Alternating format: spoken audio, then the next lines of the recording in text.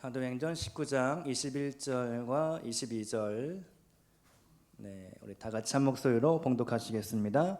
이 일이 있은 후에 바울이 마게도냐와 아가야를 거쳐 예루살렘에 가기로 작정하여 이르되 내가 거기 갔다가 후에 로마도 보아야 하리라 하고 자기를 돕는 사람 중에서 디모데와 에라스도 두 사람을 마게도냐로 보내고 자기는 아시아에 얼마 동안 더 있으니라. 아멘. 할렐루야. 오늘 이 오후 예배 시간에도 성령께서 여러분 개인에게 한 사람 한 사람에게 주시는 음성 들리는 시간 될 수 있기를 축복드립니다. 제가 지금 제정신이 아닙니다. 하늘 위에 있는지 땅에 있는지 오전에도 열심히 말씀을 전하긴 했는데 조금 미흡한 부분이 있는 것 같아서 제정신이 아닌 점을 참고해 주시기를 양해 부탁드리면서 이게 제가 잘 성지순례를 하다가 9일차 열흘이었잖아요. 9박 10일 일정이었는데 9일차 되는 날에 그만 더위를 먹어가지고 조금 상태가 맛이 갔습니다. 더위를 먹어서 막 땀이 막 엄청 막 흐르더라고요. 지금도 약간 열기가 조금 있는데 몸이 정상 컨디션으로 빨리 돌아올 수 있도록 기도를 부탁드리겠습니다. 오늘 오후에는 바울 따라 로마까지 이런 제목으로 지난 열흘간의 성지순례 일정을 함께 나누는 형식으로 말씀을 전하려고 합니다. 제가 순례를 마치며 돌아오는 중에 이런 생각을 했는데요. 이번 성지순례 주제가 사도행전 1장 8절을 가지고 바울 따라 로마까지. 그래서 일정이 이스탄불을 시작으로 그다음에 그리스 국경을 넘어가서 고린도, 데살로니가, 빌립보 그리고 오전에 소개해드린 메테오라 수도원을 거쳐서 아테네로 갔다가 아테네에서 베네치아로 비행기 타고 들어가서 또 이제 로마까지 이런 일정들이 쭉 진행이 됐거든요. 이런 생각을 한번 해봤습니다. 우리가 바울 따라 로마까지 왔는데 다시 로마에서 나는 집으로 돌아가는구나.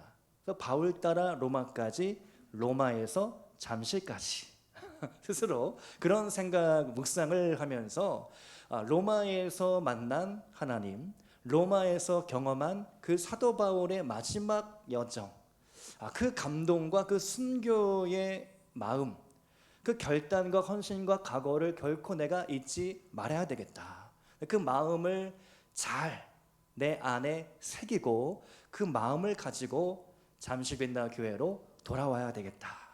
그런 결단을 제가 하면서 성지순례를 마치게 되었는데요. 그래서 오늘 우리가 함께 제가 경험한 성지순례 기간 동안에 경험했던 그 감동과 은혜를 잠깐 나누려고 합니다. 참고로 사진을 많이 찍었는데요. 사진을 정리할 시간이 별로 없어서 추후에 또 시간이 되는 대로 또 설교와 연관된 그런 장소가 나올 때 소개해드리고 나누도록 하겠습니다. 먼저 저희 팀이 도착한 곳은 튀르키예의 이스탄불입니다. 이스탄불은 로마 제국이 서로마, 동로마로 이제 갈려졌거든요. 그래서 이제 동로마, 튀르키예 땅이 동로마 지역인데 그곳의 수도가 콘스탄티노플이라는 곳이었습니다.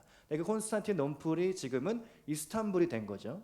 이제 동로마 제국의 수도로서 기독교가 아주 발달한 기독교 국가로서 많은 성도들이 신앙생활을 했던 땅이 바로 튀르키예 땅이고 이스탄불 땅이었습니다. 그런데 지금 이스탄불은 너무나도 참담하게 변화되어 있는 것이죠. 이제 이슬람 국가가 들어선 이래 교회가 모스크, 이슬람 사원으로 변해버렸습니다. 이스탄불에 우리가 도착해서 아야 소피아, 이제 성 소피아 성당인데요. 교회입니다.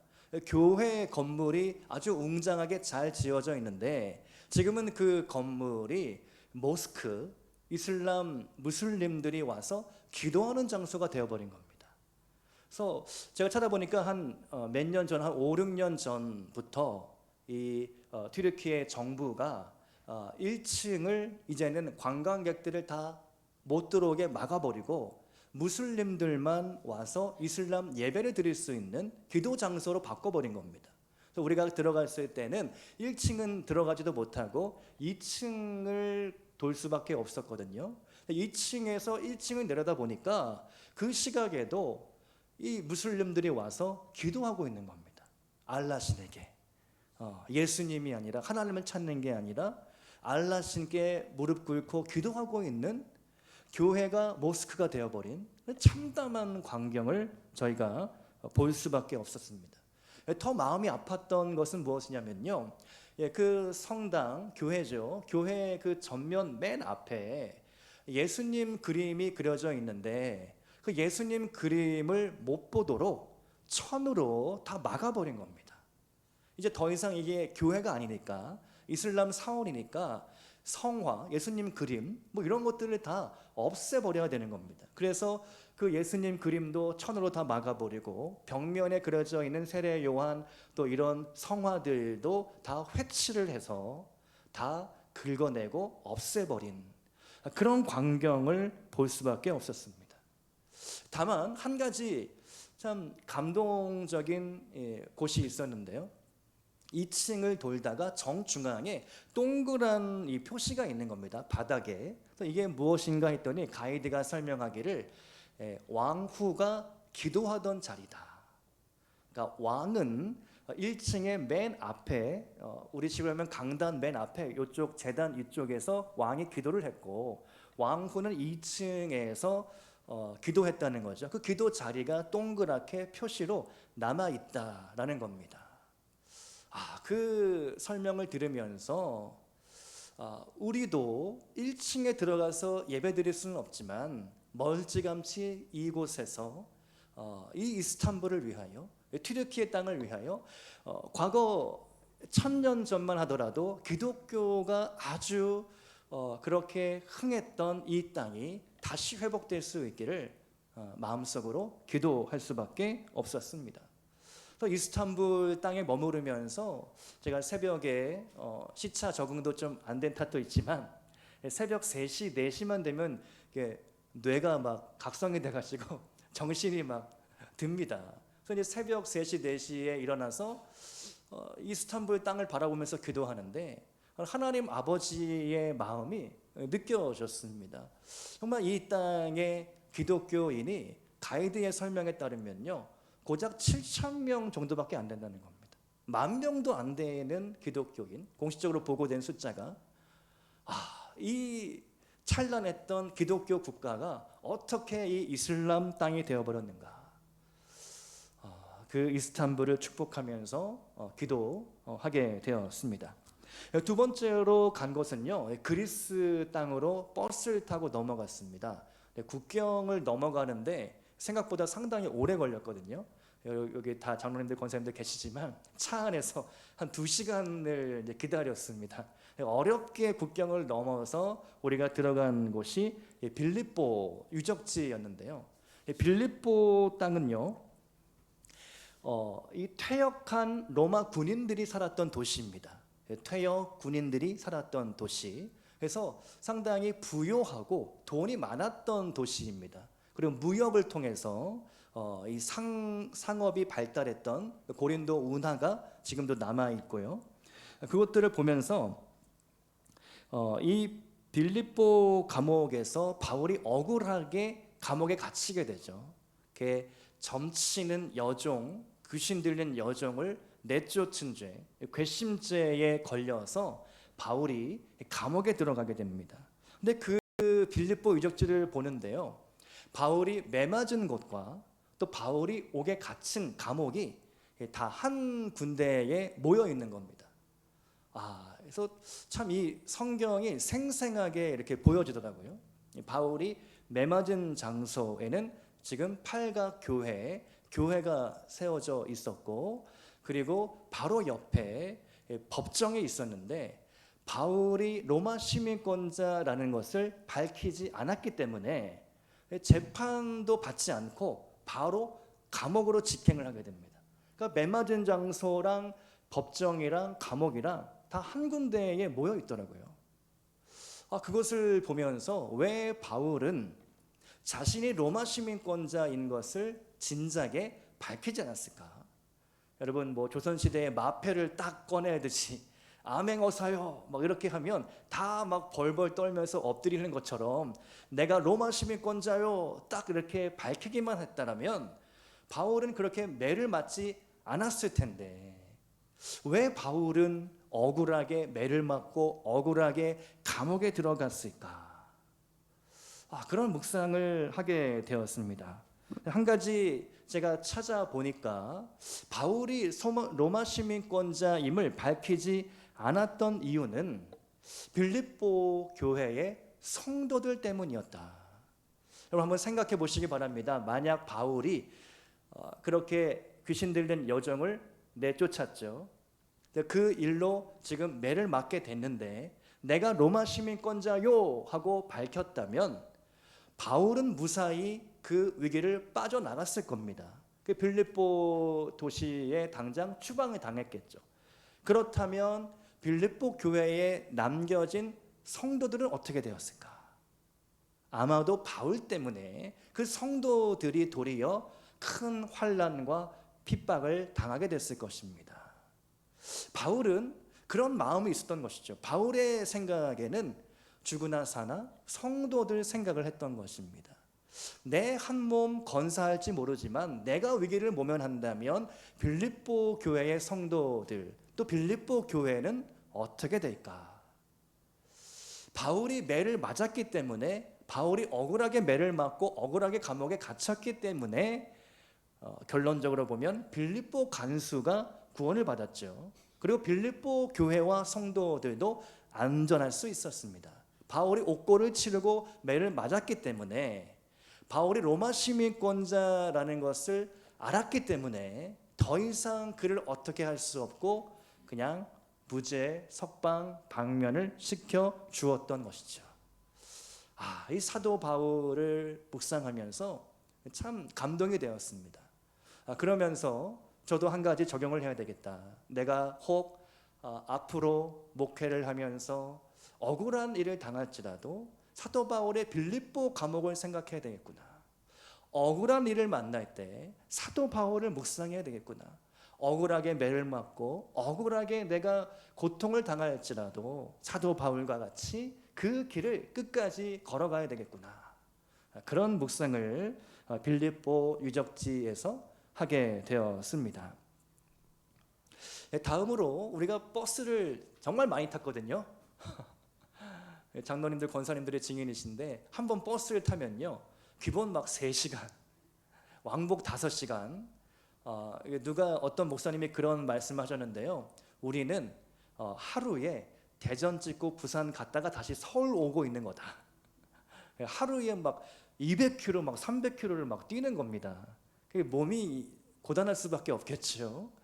그리스에서도 우리가 오전에 말씀드렸지만 메테오라 수도원을 갈 때도 참 그 일정이 만만치 않았습니다. 이 메테오라 수도원은요 그리스 땅에서 이 한 가운데 반도, 아가야 반도의 한 가운데 있거든요. 그리스 사람들은 대부분 해안가에 모여 산다고 합니다. 그래서 이제 선박 해운업이 발달한 나라고, 그리스 이제 해운 박람회가 열리면 전 세계의 사람들이 다 모여든다고 해요. 그래서 해안가 마을을 중심으로 살아가는 민족인데 이 수도원은 내륙 한 복판에 딱 지은 겁니다. 그곳까지 가는데 막 굽이굽이 돌고 막 산을 지나고, 지금은 터널이 뚫려서 다행이었지만 터널이 없을 때는요 산을 막 2번 넘어서 수도원에 갈 수 있었다라고 하더라고요. 근데 메테오라 수도원에서 사실은 이제 제가 가장 은혜 받은 것은요 오전에 설명을 못 드렸는데 세바스테의 40인 순교자 그림이었습니다. 그 수도원 내부 예배당에 수많은 핍박과 박해 그림들로 도배되어 있었는데 그 중에서 가이드가 가장 인상 깊게 설명한 그림이 있었는데 그 그림이 세바스테의 40인 순교자 그림. 이 그림을 제가 인터넷을 뒤져서 찾아봤습니다. 그런데 메테오라 스톤에서 봤던 똑같은 그림은 없더라고요. 아마 그 그림이 촬영 금지라서 인터넷에서도 없는 것 같아요. 비슷한 그림을 제가 찾았는데요. 이야기가 이렇습니다. 로마 시대이죠. 로마 시대에 40명의 로마 군인들이 그리스도인이라는 이유로 이제 죽을 위기에 처했습니다. 그래서 이 군인들을 어떻게 죽일까? 돌로 쳐 죽여야 되겠다. 돌을 던졌는데 돌이 이 로마 군인에게 가지 않고 도리어 던진 사람한테 되돌아왔다고 합니다. 믿기 어려운 얘기지만 그런 전승들이 있는데요. 그렇게 해서 이 군인들을 40명의 크리스찬들을 죽이려고 했는데 죽일 수 없게 되자 추운 겨울날 호수 얼음을 깨고 이제 이 얼음 물에 들어가게 해서 이제 얼려 죽이는 거죠. 그래서 다 발가벗기고 저것은 이제 성화이기 때문에 하의를 걸치고 있는데요. 실상은 완전히 빨가벗겨서 추운 겨울 호숫가의 얼음물에 들어가게 하는 겁니다. 그래서 3일 동안을 이제 그렇게 방치시켜서 얼음물에 얼어 죽게 하는데 40명 중에 한 명이 변절을 한 겁니다. 그래서 저 옆에 좀 동그란 부스 같은 게 집이 있지 않습니까? 저기에는 따뜻한 물을 해놓고 회의를 한 겁니다. 여기 따뜻한 물이 있다. 누구든지 예수를 믿지 않기로 선언하면 살려주겠다. 그렇게 유혹을 했는데 그 중에 한 명이 그만 배신을 때린 겁니다. 근데 그 한 명이 저 따뜻한 물에 들어갔는데 그만 차가운 물에 오랫동안 있다가 뜨거운 물에 간 이후로 쇼크가 와서 죽었다라는 것이죠. 그렇게 39명이 끝까지 믿음을 지키고 있는데 하늘에서 빛난 어떤 물체들이 막 내려오는 겁니다. 이 빛난 이 물체들이 40개가 내려왔는데 이 한 명이 배신한 탓에 이 하나가 사라지고 39개가 된 것이죠. 그 모습을 그 옆에 보초를 서던 병사가 보게 됩니다. 와, 하늘에 위에서 빛난 물체가 내려오는데 와, 나도 저 상급을 받아야 되겠다. 로마 군인이 나도 그리스도인입니다 라고 외치면서 저 대열에 합류를 했다는 것이죠. 그래서 결국 한 명의 배신자가 있었지만 다른 한 명이 참여함으로 말미암아 40명의 순교자가 되었다라는 이야기입니다. 저 빛난 물체가 무엇일까? 우리는 다 알고 있죠. 면류관인 것이죠. 빛난 면류관이 그 40명의 순교자 머리 위에 내려와서 그들은 하나님 나라 천국에 들어갔다라는 것입니다. 와, 저 순교의 이야기를 그 메테오라 스톤에서 가이드 권사님이셨거든요. 가이드 권사님의 설명을 듣는데 와, 제 마음이 막 이렇게 쿵쾅쿵쾅 하는데요. 제가 바로 앞에서 들었거든요. 막 필기를 하면서 이야기를 놓칠세라 막 이렇게 빠르게 막 필기를 하면서 세바스테 40인 순교자 막 필기를 하면서 듣는데 와, 너무 감동이 되었습니다. 우리가 최후 승리를 얻기까지 빛난 면류관을 받기까지 이 길을 갈 때 내 머리 위에 면류관이 지금도 떠다니고 있는 겁니다. 할렐루야. 믿으시기를 축복합니다. 빛난 면류관이 우리 머리 위에 따라다니고 있는 겁니다. 내가 예수님을 믿고 그 믿음 안에서 살아가기 시작할 때에 내 머리 위에 하나님께서 주실 상급과 면류관이 지금 기다리고 있다. 와, 얼마나 가슴 벅찬 이야기입니까? 만일 그러면 안 되겠지만 내가 세상의 하늘을 팔고 이 믿음을 저버린다면 그 면류관도 떠나간다. 참 너무나 정말 보란듯이 그런 그림으로 교훈을 우리에게 들려주고 있는 것이죠. 다음으로 우리 팀이 드디어 로마 땅에 들어갔거든요. 로마에 가서 참 정말 역사책에서만 보던 광경들을 여러 군데를 볼 수가 있었습니다. 콜로세움 원형 경기장을 보고 또 카타콤 무덤에 들어갔거든요. 그런 유적지를 보면서 지금은 2000년이 지났기 때문에 지금은 아무도 그곳에서 무언가를 찾거나 어려운 곳이지만 신앙의 눈으로 바라보기 시작할 때 우리 믿음의 선배들이 저 원형 경기장 콜로세움에서 사자밥이 되고 검투사의 놀잇감이 되면서 죽어갔구나. 또 카타콤 무덤에 들어가는데요, 지하 1층부터 지하 6층까지를 파서 그리스도인들이 그 무덤 밑에 숨어서 생활했다는 겁니다. 그래서 지하 1층, 2층에는요 그 무덤으로 빼곡하게 들어가 있는데요, 무려 30만 구가 뭐 1000명, 2000명이 아니라요 30만 명이 그곳에 묻혔다는 겁니다. 지하 무덤에. 아마도 제가 알기로는요 초창기에는 예배 드릴 곳이 없기 때문에 지하 무덤에 들어가서 예배 드렸다는 것을 알고 있습니다. 그런데 훗날 핍박이 너무나 거세지고 강해지니까 아예 그 무덤 밑을 파고 또 파서 그곳에 들어가서 아예 생활을 했던 것이죠. 그곳에서 먹고 자고 생활하고 예배 드리고 아이도 낳고 아이도 키우고. 카타콤 무덤을 가보니까 그곳에 그림이 두 가지가 남아있는데요, 하나는 세례 주는 그림, 또 하나는 성찬하는 그림. 세례와 성찬이 기독교의 가장 중요한 핵심이거든요. 그러니까 다음 세대 자녀들에게 세례와 성찬, 이 두 가지를 꼭 들려주기 위해서 그들이 안간 힘을 쓰고 그림으로 그려서 남겨주었던 겁니다. 그곳에는 무덤이 정말 다양하게 있는데요, 작은 무덤, 큰 무덤, 또 부자들의 무덤.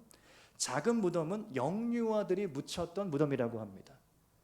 그 일반적인 평민들의 무덤이 있고, 또 이렇게 아치 형태로 또 이렇게 귀족들의 무덤도 있고, 부자들도 그 밑에 내려와서 신앙을 고백하면서 그곳에 묻혔구나. 그 무덤들을 바라보는데요, 우리가 순례팀이 어느 순간에는요 아주 좁은 무덤 길을 가게 되었는데요, 갑자기 일순간 저는 기억합니다. 뭔가 찬물을 끼얹은 듯이 우리가 조용하게 그 좁은 길을 걸어갔던 순간이 있었습니다. 그때 정말 제 마음 가운데 정말 하나님께서 이 무덤에 살았던 이 한 사람 한 사람, 이 한 영혼 한 영혼들을 하나님이 기억하시고 그 영혼을 받으셨겠구나. 우리 팀이 그 카타콤 그 성도들이 예배 드렸던 것으로 추정되는 그 예배 처소에서 우리가 모여서 잠깐 찬양을 부리고 기도를 드렸는데요, 그때 정말 하나님께서 우리 모든 팀원들에게 말씀하시고 역사하셔서 정말 제가 눈물을 막 이렇게 닦으면서 그 옛날 그리스도인들의 헌신, 그 순교, 그 마음들을 가슴에 새기는 시간들이 있었습니다. 오늘 말씀을 준비하면서 제가 한 가지 생각이 떠오른 게 있는데요, 로마는 길로 유명합니다. 로마는 모든 길은 로마로 통한다, 이런 말이 있을 정도로 로마는 길을 참 열심히 닦았습니다. 그래서 아피아 가도라는 이 길은 지금도 남아 있거든요. 지금도 그 길로 차들이 다니고 사람들이 다닙니다.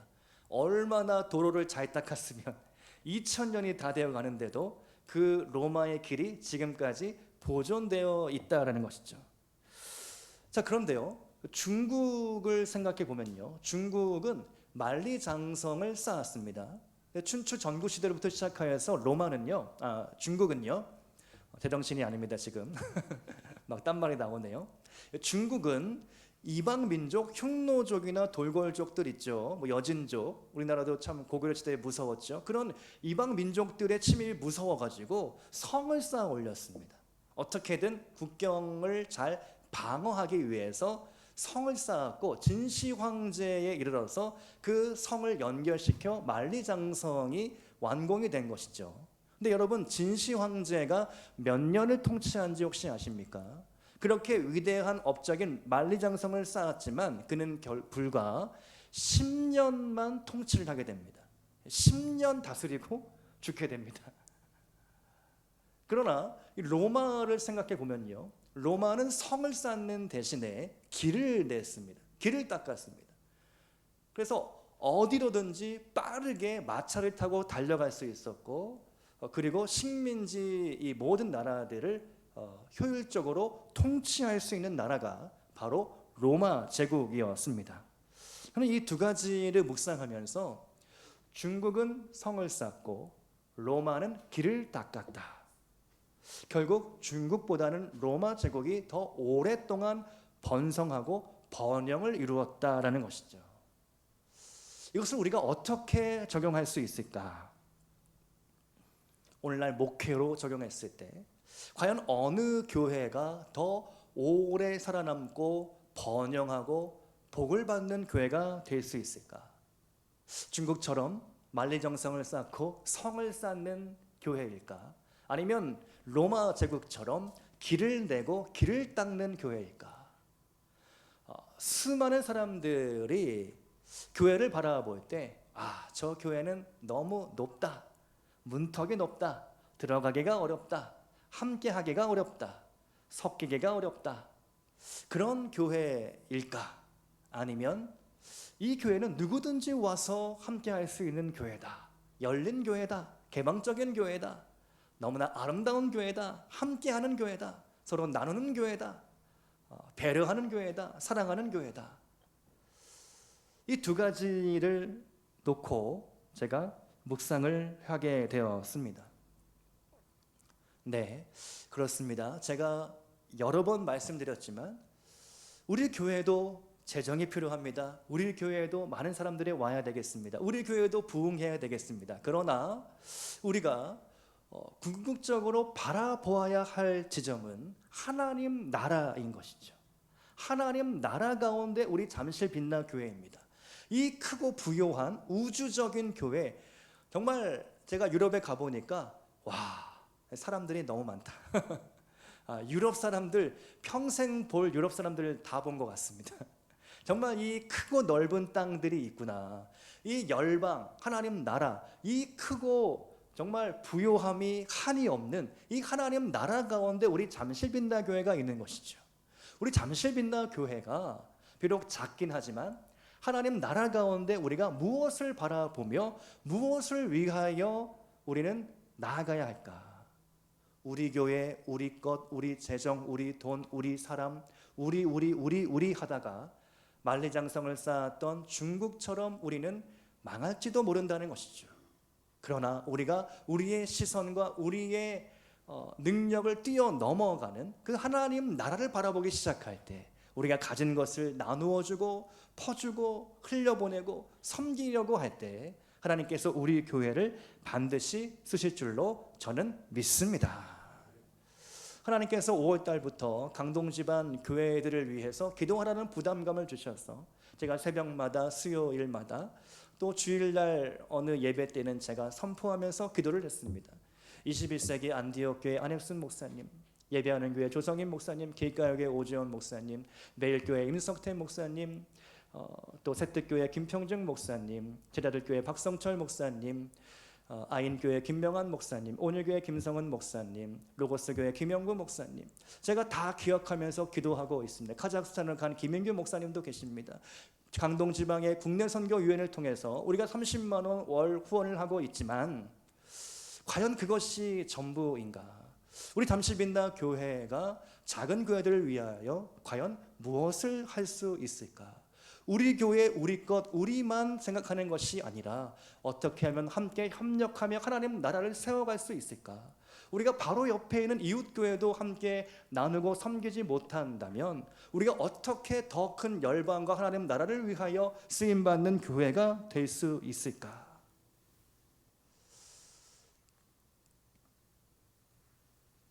성지순례 9일차, 8일차였을까요? 버스 안에서 모든 목사님, 사모님, 또 장로님, 권사님, 집사님까지 다 이렇게 받은 은혜를 나누는 시간들이 있었습니다. 근데 다들 갱년기 탓을 했지만 목사님들과 사모님들이 얼마나 그렇게 우시는지 정말 눈물 없이 들을 수 없는 사연들이 너무나 많았습니다.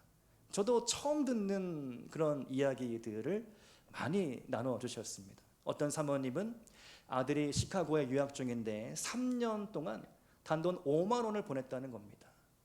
학비를 도와주지 못하고 생활비를 도와주지 못하는 그 엄마의 그 심정이 어떠할까. 개척한 지 8년, 10년이 되어 가는데 초창기에 어려움을 만나서 교회가 쪼개지고 지금은 성도수가 절반 이하로 떨어져서 자립을 하지 못하는 어떤 목사님의 사연도 듣게 되고요. 대다수의 교회가 여전히 어떤 후원과 도움 없이는 자립하기 어려운, 그래서 어떤 목사님들은 대리 운전을 뛰어야 하고 생업을 해야 하고 그러면서 또 목회도 해야 하고 가정도 돌봐야 되고 자녀 교육도 해야 되고 그러한 사연들을 나누고 하나하나 듣는데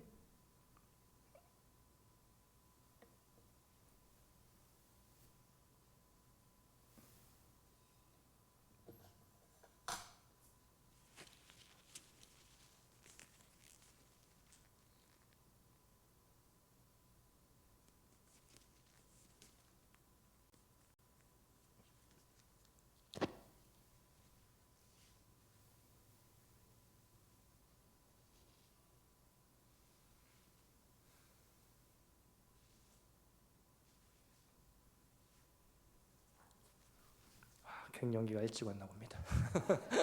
갱년기 탓으로 돌려야 될 것 같습니다. 네.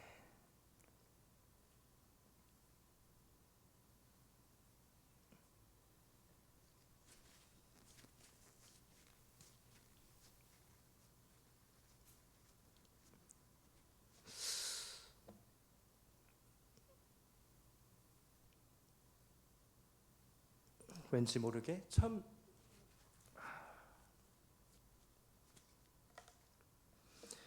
주님은 내 이웃을 내 몸같이 사랑하라고 말씀하시는데 과연 내가 바로 지척에 있는 그런 목사님들, 사모님들 그런 어려움에 대해서 내가 한 번이라도 마음 아파하면서 기도했는가?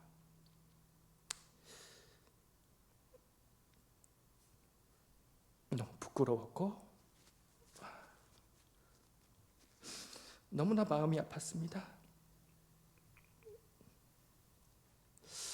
한번 생각해 봅니다. 내가 뭐가 잘나서 이 자리에 설 수 있었을까?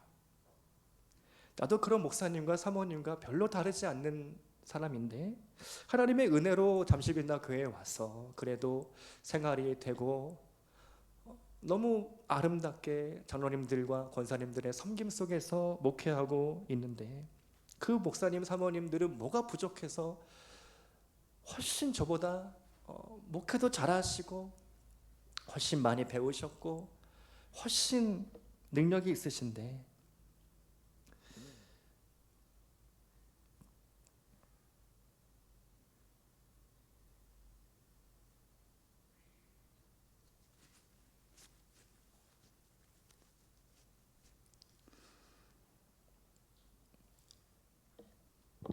하나님께서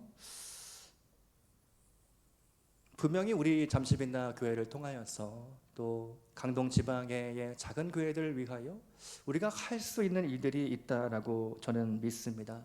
우리가 가진 것이 작은 것일지라도 그 작은 것을 나누기 시작할 때 하나님 오병이와 같은 기적들을 행하실 줄로 저는 믿습니다. 나누면 나눌수록 더 풍성한 하나님의 나라를 우리도 한번 경험해 보기를 소원하는 것이죠.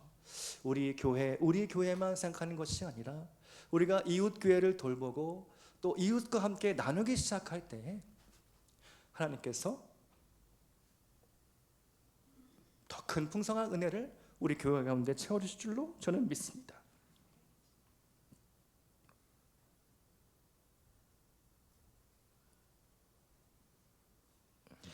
성지 순례 기간 중에 어느 새벽이었는데요. 기도하는 중에 참 제 안에 사랑이 없구나 그런 고백이 갑자기 나왔습니다. 성지순례 기간 중에 목사님, 사모님, 장로님, 권사님들을 보면서 내 안에 저분들을 사랑하는 마음이 없구나. 주님, 이렇게도 못난 인간을 불쌍히 여겨달라고 어느 날 새벽에 기도했습니다. 저도 모르게 어떤 사람을 바라볼 때에 판단하고 또 오해하고 편견을 갖고 이분은 이럴 것이다, 저분은 저럴 것이다 하고 생각하고 있는 제 자신을 보게 된 것이죠. 그러나 하나님은 어떻게 생각하실까? 하나님 아버지는 저 목사님을 바라보면서 어떤 마음이실까? 하나님 아버지는 저 사모님을 바라보시면서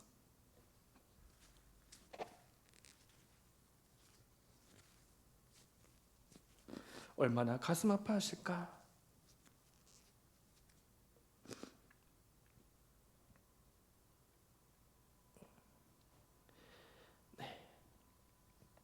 빨리 끝내야겠네요.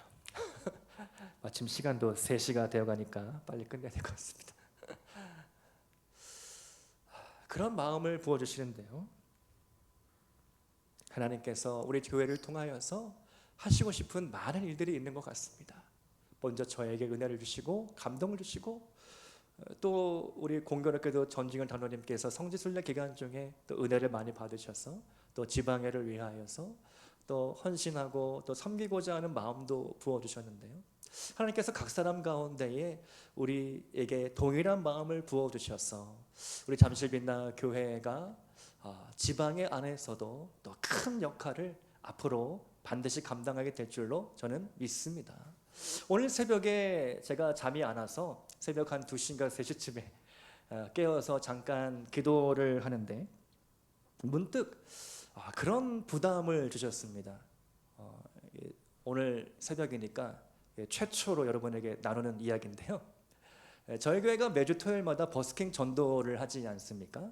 근데 성지순례 기간 중에 어떤 목사님하고 함께 삼겹살을 먹으면서 모처럼 한식당에 가서 삼겹살을 제가 막 구워드리면서 막 이렇게 대화를 나누는데, 그 목사님도 버스킹 전도를 하신다는 겁니다. 근데 교회가 최근에 이전했고 해서 교회 앞 어디에서 이제 거리에서 버스킹 전도를 하는데, 본인이 버스킹 찬양을 부르면서 본인이 은혜를 받아서 막 크게 찬양을 불렀더니 민원이 들어와서 한 번은 경찰이 출동한 적도 있었다. 이런 이야기들을 서로 막 나누면서, 또 오늘 새벽에 기도하는데 그 이야기가 갑자기 떠오르면서 그렇구나.